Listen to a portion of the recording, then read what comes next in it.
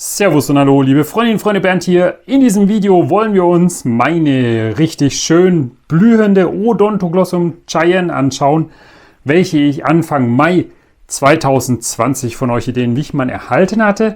Damals habe ich euch die Pflanze auch direkt vorgestellt und in dieses hier zu sehende Glasgefäß, in diese Vase eingepflanzt.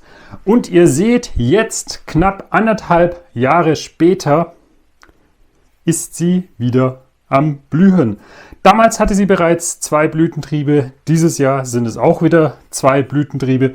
Sobald die Pflanze älter wird und mehr Bulbenseitentriebe ausbildet, das kann man natürlich hoffen oder man kann sich das denken anhand der großen Pflanzen, die jetzt aus dem Bereich Odontoglossum und Oncidium und so weiter bei mir vorhanden sind, dass das früher oder später passieren kann, wird das natürlich ein noch größeres Feuerwerk werden. Ich finde, die Blüte, die ja schon sehr, sehr groß ist, ist wirklich ein echtes Highlight.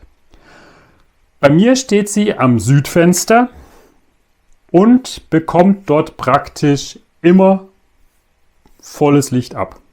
Dort ist sie in guter Gesellschaft mit meiner kürzlich vorgestellten Dendrobium berryoda und jetzt hier der Delicatum, deswegen steht die jetzt hier noch. Und deswegen kann man diese Pflanzen, diese Orchideen doch ganz gut mischen und so wird das Orchideenfenster gleich noch viel lebendiger. Vom Temperaturbereich mag es die Pflanze kühl bis temperiert, das heißt in einem Bereich von 12 bis 18 Grad Celsius. Die Blüte hat einen Durchmesser von im Schnitt 5 bis 6 cm. Jetzt dachte ich mir, wir messen jetzt einfach mal hier im Video mal nach, wie groß die Blüte hier ist. Ich nehme einfach mal die größte und wir sehen, wir sind hier bei 7,5,6, also zwischen 7 bis 8 cm kann es dann durchaus passieren, dass die Blüte groß wird im Durchmesser. Diese hier ist jetzt bei 6,5 cm. Das heißt, auch in diesem Bereich ist das wirklich eine sehr attraktive Pflanze. Ihr seht, es sind noch einige Knospen geschlossen. Bedeutet, dass jetzt in naher Zukunft natürlich hier noch wesentlich mehr Blüten am Blühen sein werden. Die Blütedauer kann sich auch problemlos über mehrere Wochen erstrecken.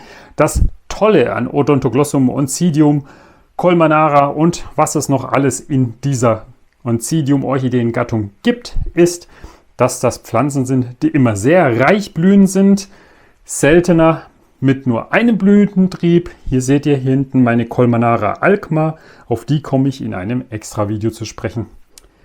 Diese Pflanze hier steht, wie gesagt, schon seit Anfang Mai 2020 in dieser Glasvase.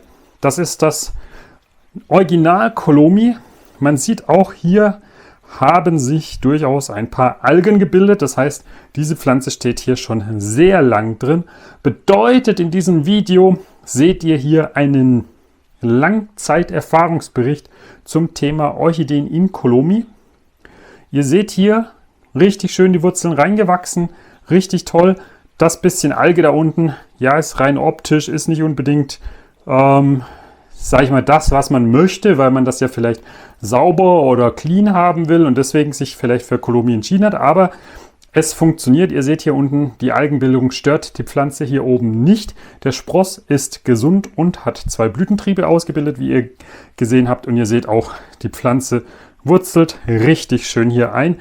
Und hier sehen wir das auch nochmal ganz toll. Die Wurzel wächst hier direkt in die Alge hinein. Das heißt, auch das funktioniert. Und die Pflanze fühlt sich sehr gut, was wir hier am Blütentrieb sehen. Und ja, sie war auch über die Sommermonate draußen, was man hier an diesem kleinen Sonnenschaden erkennen kann. Aber das ist auch nur ein rein optischer Makel. Und jetzt kommt das absolute Highlight. Neben der Tatsache, dass diese Pflanze wirklich auch super Anfänger geeignet ist, wenn ich jetzt die letzten Tage immer wieder hier ins Büro gekommen bin, habe ich gedacht, hier ist irgendetwas am Duften. Jedes Mal, wenn ich gesucht habe, geschnuppert habe, an welcher Blüte oder von welcher Blüte der Duft ausgeht, hat die eigentlich nicht gerochen, obwohl der ganze Raum voll war. Wenn man jetzt mit der Nase an die Blüte geht, ganz nah ran, dann merkt man, okay, da ist ein wirklich leichter, eher so typisch Orchideenduft vorhanden. Ich habe bei all den anderen Orchideen, die hier wachsen, auch nicht mal ansatzweise ein wenig Duft vernommen, sondern nur bei dieser Blüte.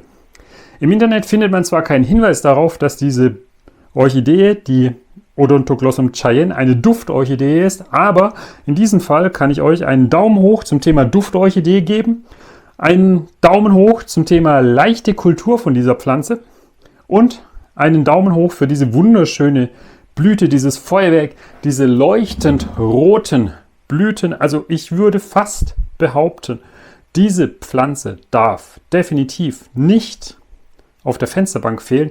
Es ist für mich eine der schönsten Odontoglossum-Hybriden, die man finden kann. Klar, es gibt auch noch welche mit deutlich größeren Blüten und mit deutlich gefüllteren Blüten. Aber wenn man sich das hier einfach mal anschaut, diese perfekte Sternform dieser Blüte in dieser fantastischen Farbe, das ist schon mal ein Highlight. Genießt das Bild. Ich gebe einen Daumen nochmal zusätzlich hoch. Wenn euch das Video gefallen hat, gebt ebenfalls einen Daumen nach oben. Abonniert den Kanal, falls ihr den noch nicht abonniert habt. Ihr seht hier, wie viele Pflanzen stehen. Das heißt, zukünftig wird es noch mehr Videos geben. Im nächsten Video, gleich schon als Teaser, werde ich euch hier die Miltonia phalaenopsis vorstellen, die hier ebenfalls in Colomi wächst, in der Glasvase.